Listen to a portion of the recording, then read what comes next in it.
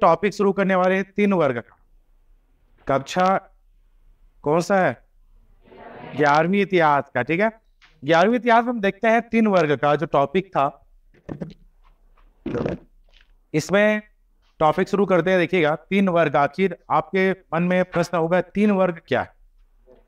तो ये 9वीं से 16वीं सदी के बीच, 9वीं से 16वीं सदी बोलेंगे तो हम लोग बोल सकते हैं इसको 800 से 1500 ईस्वी के बीच मध्य पश्चिमी यूरोप। देखिए आपको दिखाई दे रहा है ये जो मध्य पश्चिमी यूरोप जो क्षेत्र है, जहां पर फ्रांस है, जर्मनी है, इंग्लैंड है, ये क्षेत्र है, इस क्षेत्र में इसका प्रसार बढ़ गया था 3 वर्ग का, क्योंकि रोमन साम्राज्य का पतन हो गया था। रोमन साम्राज्य का पतन होने के बाद जर्मनी मुल्क का जो क्षेत्र था, जर्मनी आदि जो क्षेत्र थे, इटली में, फ्रांस में, बहुत सारे क्षेत्र में फैल गए थे।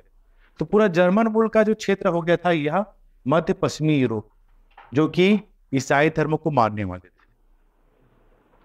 अब ये बता रहा है कि जो चर्च जो था मेन भूस्वामी हो गया था और राजनीतिक शक्ति चर्च के हाथों में हो गई थी। हम देखते हैं कि राजा सभी को भूमि बांट सकता था और भूमि के रूप में राजा क्या लेता था? टैक्स। तो हम देखा गया है, चाहे चर्च बहुत शक्तिशाली क्यों बना था, क्योंकि जितने भी कर्म थे, मृत्यु कर्म हो, जन्म कर्म हो, विवाह कर्म हो, संस्कार हम बोलते हैं हिंदू धर्म, ये सब चर्च में होना है। तो उनको चर्च को क्या मिल रहा है? भारी मात्रा में टैक्स मिल रहा है, उपहार मिल रहा है। जितने अमीर व्यक्ति हैं वो क्या कर रहे हैं? अपना अगर जीवन चक्र से मुक्ति चाहिए तो वो लोग क्या चर्च में पैसा देते हैं, दान देते हैं। तो चर्च तो वैसी माला माल, चर्च के पास अपनी एक बहुत बड़ी भू संपत्ति हो गई थी। हम 3 वर्ग में हमको याद रखना है, आपको भी बोलना है यहाँ पर। पहला वर्ग जो है ईसाई पादरी का, पहला वर्ग क्या है? दूसरा वर्ग है भूमिधारा के अभिजात वर्ग। अभिजात वर्ग, देखिएगा, अभिजात वर्ग को हम बोलते हैं भूमि मालिक, भूमि धारक, जिसके पास भूमि है। भूमि मतलब खेत।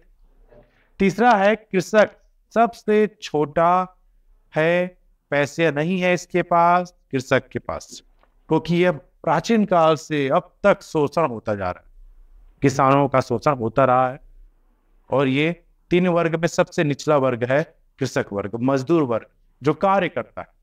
यहां पर बोला भी गया है, किसके द्वारा बोला है? बिशप के द्वारा बोला गया है। बिशप क्या, मैं बताऊंगा आगे। बिशप के द्वारा बोला गया है कि जो ईसाई पादरी है प्रार्थना करता है, वो भूमि धारक क्या करता है? लड़ता है, अपना भूमि की सुरक्षा करता है। और कृषक जो है कार्य करता है, काम करता है। राजा क्या काम करेगा? पादरियों का काम करेगा। तो यहां पर तीनों की भूमिका समझ में आई। पादरी क्या करेगा? प्रार्थना करेगा। अभिजात वर्ग क्या करेगा? लड़ाई करेगा, सेना का काम करेगा, है ना। और कृषक जो है काम करेगा। हम देखते हैं यहां पर विगेन और आबेस हिडेनगार्ड ने बोला है, यहां पर ये बोला है, हम बोले कि 3 वर्ग क्यों बनाया गया? आप प्रश्न पूछोगे, सर 3 वर्ग क्यों बनाया गया? सर 4 वर्ग बना सकते थे, 1 वर्ग बना सकते थे, सर भेदभाव क्यों किया गया इसमें? तो इसके संदर्भ में एक जो विगेन आबेस हिडेनगार्ड ने बोला है कि कौन चरवाहा, चरवाहा क्या काम करता है? गाय, भेड़, बकरियों को चराने का काम करता है। और वो जानता है कि गाय कैसा है, उसको किस अस्तबल में रखा जाए, बकरियों को अलग अस्तबल में रखा जाए, घोड़ों को अलग, भेड़ों को अलग रखा जाए। मतलब हर का एक क्राइटेरिया होता है ना। तो बोला है कि कौन चरवाहा अपने सभी पशुओं, गाय, भेड़, बकरियां को क्या करेगा? अंतर नहीं करता, सब अंतर करता है। और वो अस्तबल में, मतलब अस्तबल समझ में आया क्या होता है? अस्तबल समझ में आ रहा है तुमको? अस्तबल मतलब जहां पर पशुओं को रखा जाता है। छत्तीसगढ़ में क्या बोलते हैं जहां गाय रखते हैं आप? कोठा। देखिए कोठा, वहां गाय को रखा जा रहा है। अगर कुत्ते को रखना हो तो कहाँ रखेंगे? मतलब कुत्ते को कोठा में रखोगे क्या? नहीं, वहां गाय रखा जा रहा है। और जिनके पास भेड़ बकरियां हैं वो अलग रख रहे होंगे। आप सेलेक्ट किए हो कि यहाँ पर भेड़ हो, गाय को एक साथ मिक्स करके रखोगे क्या? तो ये बोल रहा है कि भाई ये भी इसी तरह के हैं कि जो पादरियां हैं ऊंचे पद वाले हैं, इनको अलग रखेंगे, अभिजात को अलग रखेंगे, किसान को अलग रखेंगे। अंतर समझना होगा आपको। समाज को ये बोलता है, समाज में 3 वर्ग हैं, तीनों को अपना अपना स्थान है, तीनों अपना अपना कार्य करेंगी और समाज सुचारू रूप से चलेगा। तो बताइएगा, प्रार्थना करने का काम किसका है? ठीक है, चर्च में प्रार्थना कर रहे हैं। कार्य कौन करेगा? हाँ, जो मजदूरी है, श्रम करेगा, कृषक करेगा। तो यहां पर समझ में आया? हम यहाँ पर समझने की कोशिश करते हैं, सर ये ईसाई पादरी क्या काम करता है? किसी के मन में होगा, सर ये पादरी क्या काम करता है? सर मैं भी पादरी बनना चाहता हूँ। मतलब उस समय अगर समाज में रहते तो बनने क्या, हर कोई अभी के समय में कलेक्टर बनना चाह रहा है, मंत्री बनना चाह रहा है। उस समय अरे यार पादरियों को तो मस्त रिलैक्स फील हो रहा है, मतलब बहुत अच्छा सुविधाएं मिल रही हैं। तो उस समाज में हर किसी की इच्छा होती थी कि वो पादरी बने, मगर पादरी बनने के भी बाउंडेशन थे, योग्यता थी। तो क्या गांव का व्यक्ति, ग्रामीण क्षेत्र का व्यक्ति पादरी नहीं बन सकता था? पहला, कोई स्त्री पादरी नहीं बन सकती थी, चर्च की मुखिया नहीं बन सकती थी। ठीक है ज्योति, क्या हो गया? बोरिंग लग रहा है, समझ नहीं आ रहा है ना? तो क्यों सो रही है? देखिए यहां पर जो पादरी है, स्त्री नहीं बन सकती, गांव का जो व्यक्ति नहीं बन सकता, विकलांग है वो नहीं बन सकता, किसान है, श्रमिक है, वो नहीं बन सकता था। ठीक है, इसके अलावा देखा गया है, और जो शादी किया हुआ है, पादरी जो है शादी नहीं करता है ना, तो ये भी नहीं बन सकता था। तो ठीक है, यहां पर हम देखते हैं जो चर्च है, जो पादरी है, चर्च को जो किसानों का साल भर का जो जमा पूंजी है उसका 10% देना पड़ता था, जिसको कहा गया टिथ। टिथ मतलब दांत मत बोल देना। हमको इतिहास में टिथ का अर्थ हो रहा है कि चर्च को मिलने वाला कर। कितना? 10वां भाग। 100 में 10वां भाग मतलब कितना हुआ? 10 हुआ ना। 100 रुपया में 10 रुपया किसको मिलना रहता है? किसान कमाया साल भर का 1000 रुपए, तो कितना वो चर्च को देगा? 100 रुपए देगा। 100 रुपए का 100 रुपए कमाया, कितना देगा? 10। ठीक है, लोरी सुना रहा हूं मैं तो। हाँ, तो ईसाई पादरी, देखिए ज्यादा नहीं खींचूंगा। अब देखा गया है कि जो भिक्षु पादरी हैं, मगर ये सर ये भिक्षु इस तीनों वर्ग में तो कहीं नहीं है सर, तो भी आप भिक्षु का नाम लिखे हो सर। तो भाई भिक्षु जो था ईसाई पादरियों का, मतलब ईसाई पादरी है, मेन पोस्ट है, मगर उसके अधीनस्थ भी होंगे, बिशप भी था। बिशप रियल में एक प्रकार का अभिजात वर्ग और ईसाई पादरियों का बाउंडेशन था, मतलब अच्छा था, क्योंकि ये क्या करता था? प्रार्थना भी करता था, ठीक है, लड़ने का भी काम करता था। मतलब जो धर्म के विरुद्ध काम कर रहा है तो बिशप क्या करता था? उनको लड़ता भी था वो। ठीक है, युद्ध काम करने से रोकता था। हम देखेंगे कि भिक्षु कौन था। भिक्षु को समझने का प्रयास करेंगे। भिक्षु का नाम हम देखते हैं कि अभी हिंदू धर्म में साधु, सन्यासी तो अलग हो गया, तो गांव गांव में भिक्षा मांगने आता है, उसको कुछ चाहिए और फिर मांग के चला गया। तो भिक्षु भी यही होता था। भिक्षु क्या होता था? ये जीवन यापन करने के लिए घर घर जाकर कुछ मांगता था, ये कुछ कार्य नहीं करता था, बल्कि सिर्फ है ना अपने जो पैगंबर है, पैगंबर नहीं बोल सकते हैं, हमारा जो परमात्मा है उसका आराध्य था, आराधना करता था। ये घर घर जाके भिक्षा मांगता था और वहां से मिला हुआ कुछ चीजों को खाता था। हम देखें ये जो था एबीओ मोनेस्ट्री में रहता था। देखिए मोनेस्ट्री का अर्थ होता है ग्रीक का जो है मोनोस, ऐसा व्यक्ति जो अकेला रहता है, ना शहर में ना गांव में। ये भिक्षु जो है एकांत में रहना पसंद करता था, भीड़ भाड़ में नहीं रहता है, ना गांव में रह रहा है, एकांत में रहना पसंद करता है भिक्षु। प्रश्न पूछेगा भिक्षु कौन थे, तो आपको बताना पड़ेगा भिक्षु ईसाई धर्म के प्रचारक भी थे, और ये अपने आजीविका के लिए घर घर जाकर लोगों से कुछ मांग कर अपना पेट भरण पोषण करते थे। और ये गांव में, उस शहर में नहीं रहते थे, ये एकांत में रहते थे। और एकांत में वहां रहेंगे कहां पर, उसको कहा गया है एबी या मोनेस्ट्री। मोनेस्ट्री का अर्थ होता है, ग्रीक भाषा का मोनो से लिया गया, ऐसा व्यक्ति जो अकेला रहता है। और ये मोनेस्ट्री दो हैं फेमस थे, जो कहा 529 में इटली में था, सेंट बेनेडिक्ट जो है इटली में, बहुत पुराना।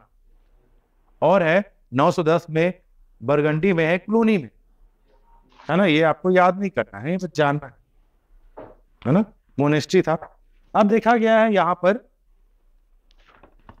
इसमें तो टॉपिक बहुत है, इसमें हम लोग तो यहां पर एबी का अर्थ तो मोनेस्ट्री का समझ में आ गया, जहां जो भिक्षु है यहां रहता था, उनका आश्रय स्थल था, एक प्रकार का बड़ा सा क्षेत्र में, जहां एक भिक्षु न रहकर 100 से अधिक भिक्षु रहा करते थे, कहा मोनेस्ट्री में, है ना। अब देखा गया है ये जो आबे क्या है, यहां पर आबे का अर्थ क्या होता है। आबे जो है सीरिया भाषा, सीरिया का जो भाषा है उसका अर्थ होता है पिता, ठीक है। यहां पर आबे वह स्थान था जहां पर जो भिक्षु है प्रार्थना कर सकता था, अध्ययन कर सकता था, और कृषि जैसे श्रमिक शारीरिक का श्रम कर सकता था। इस क्षेत्र में एक प्रकार का आश्रम था। अभी हिंदू धर्म में हम देखें, आश्रम जहां पर व्यक्ति रहता भी है, काम भी करता है, और वहां पर अपना जीवन भरण भी करता है। आबे का अर्थ होता है पिता, है ना। हम देखते हैं कि अब्बा, मुसलमान लोग पिता को क्या बोलते हैं, अब्बा, है ना। आबे का अर्थ होता है, आबे एक विशेष क्षेत्र था जहां पर भिक्षु क्या कर रहा है, रह भी रहा है, शारीरिक श्रम भी कर रहा है, कार्य कर रहा है, प्रार्थना भी कर रहा है, और पूरा जीवन यही बिता रहा है आबे। अब देखिएगा, जो भिक्षु पुरुष थे उनको मोक्ष कहा गया है। नन कौन थे प्रश्न पूछेगा, तो स्त्री भिक्षु जो थे वह नन कहलाते थे। ये दोनों विवाह नहीं करते थे, ठीक है। और देखा गया है जो एक नया वर्ग आ गया, फ्रायर, ये स्त्री पुरुष दोनों थे, मगर ये घूम घूम कर क्या करते थे, ईसाई धर्म का प्रचार करते थे।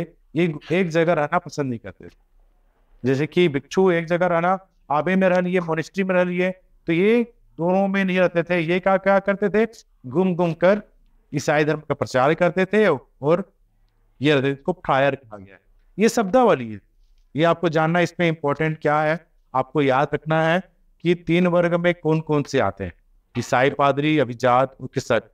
इसमें आपको जानना ये है, भिक्षु का जो क्षेत्र था, आबे क्या है, मोनेस्ट्री क्या है, नन कौन थे, मोक्ष क्या है, ये इंपॉर्टेंट है। बाकी आप देख सकते हैं समझ के आधार पर, ठीक है।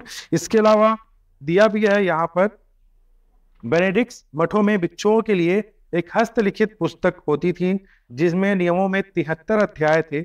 इसका पालन भिक्षुओं द्वारा कई सदियों तक किया जाता था। इस पुस्तक की कई, देखिए भिक्षुओं का एक नियम संहिता भी था, उस नियम में बंद कर वो काम करते थे। तो पहला देखिएगा, अध्याय 6 में क्या बोला है, भिक्षुओं को बोलने की आज्ञा कभी कभी ही दी जानी चाहिए, कभी कभी बोलने की आज्ञा। अध्याय 7 में विनम्रता का अर्थ है आज्ञा का पालन करना। अध्याय 33 में किसी भी भिक्षु को निजी संपत्ति नहीं रखनी चाहिए, उनका खुद का संपत्ति नहीं होगा, मेरा जमीन हो गया, ऐसा नहीं, है ना। मोनेस्ट्री में है, आबे में है, तो उनका कुछ स्वयं का कुछ नहीं, सब सभी का। आलस, अध्याय 43 में, आलस्य आत्मा का शत्रु है, इसलिए भिक्षु और भिक्षुणियों को निश्चित समय में श्रम और निश्चित घंटे में पवित्र पाठ करना चाहिए। आलस ना करें। विद्यार्थियों को बोला जाता है कि आलस आप लोगों का दुश्मन है, राक्षस है वो, जिसको आपको हटाना है। सोए हुए हैं मगर उठना है, सुबह के बज रहे हैं 7, उठे पड़े मतलब सोई पड़े, है ना। जब आपको नींद आ रही है, बहुत सोने का मन कर रहा है, मन में बना लीजिए कि नहीं मुझे उठना है, दृढ़ संकल्प हो कि आप उठ सकते हैं। सुबह 7 बजे क्या, सुबह 4 बजे उठ सकते हैं आप। सुबह एक बार उठिए 4 बजे। सोने से पहले अपने मन में टटोलिए कि आज दिन भर आपने क्या किया, क्या अचीव किया। आप अच्छा काम किए, अपने आप को पीठ थपथपाइए, अपना खुद का तारीफ करिए कि मैंने अच्छा काम किया। आपने बुरा काम किया, आपने अच्छा काम नहीं किया, अपने आप को सोचिए कि अगली बार गलती ना करूंगा। सोने से पहले आप मोबाइल लेके सो रहे हो, दिमाग को बिल्कुल अपने हिसाब से नहीं चला रहे हो। मोबाइल रिमोट की तरह काम कर रहा है, है ना। दिया है कि एक सप्ताह में 1500 बार आप मोबाइल को स्लाइड कर रहे हो, खोल रहे हो, फिर रखते हो कि अरे किसी मैसेज तो नहीं आया, कॉल तो नहीं आया। मगर सोने से पहले आप मोबाइल को तो दूर रख लीजिए और सोचिए कि आज मैंने क्या किया, और सोचिए कि मैं सुबह 4 बजे मैं उठना है, मुझे ये करना है। तो आज दिन भर मैंने क्या किया और कल होने वाला मैं क्या करूंगा। आप ये करके आप आराम से इत्मीनान से सोएंगे तो सुबह अगर सोचें 4 बजे मुझे उठना है, तो एक दिन नहीं उठ पाएंगे, मगर दूसरे दिन जरूर आप 4 बजे उठेंगे। टाइमिंग सेट कर लीजिए। अलार्म सेट करने की जरूरत नहीं है, मन में 3 सर, क्योंकि अंदर जो अवचेतन मन है वो मैसेज सुन लेगा, करना है वो करेगा। कभी कभी होता है ना कि हम लोग कुछ सोचते सोचते सो गए, हमको सपना भी आता है वैसा, क्योंकि अवचेतन मन लगातार काम करता है। अवचेतन मन थरकने का काम कर रहा है, सांस लेने का काम कर रहा है, पलक झपकाने का काम कर रहा है। आपके हिसाब से हो रहा है? आप पलक झपक रहे हो हैं? और अपने आप काम कर रहा है, ऑटोमेटिक आप सांस ले रहे हैं, छोड़ रहे हैं।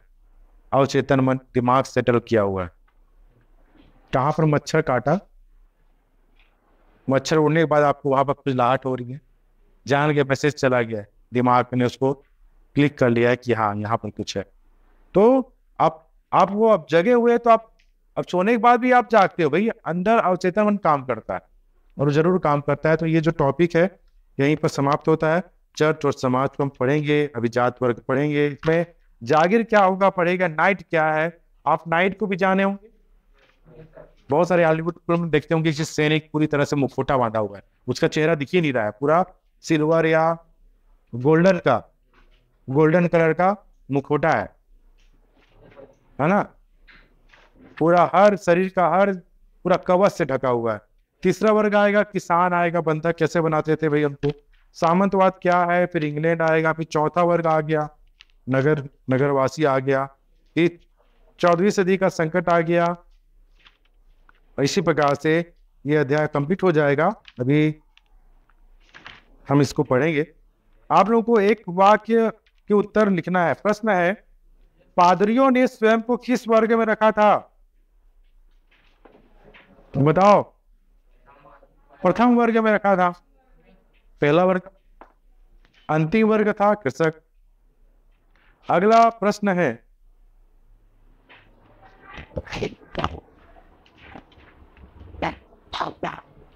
नन किसे कहा जाता था? पादरियों। हाँ, महिला भिक्षु को नन कहा जाता था। इसके अलावा मोक्ष का क्या अर्थ है? देखिए आपको नया चीज लग रहा है, ये तो पूछ रहा है, मैं पढ़ा रहा हूं तो इजी लग रहा है, मगर जैसे प्रश्न आ रहा है, पूछा जा रहा है, क्लिक कर रहे कठिन है, मन में सोचते हो कठिन है। तो देखिए आएगा, मठ क्या थे? हमने देखा है कि मोनिस्ट्री, एबी, ये सब तो मठ थे जहां पर एक विशेष समूह वाले विशेष संख्या में रहते थे जो प्रार्थना करते थे। तो इस तरह से बहुत सारे इंपॉर्टेंट टॉपिक है, तो ये आपको जानना भी चाहिए। ठीक है, नेक्स्ट क्लास में मिलते हैं। कोई दीवाना कहता है, कोई पागल समझता है, मगर धरती की बेचैनी को बस बादल समझता है।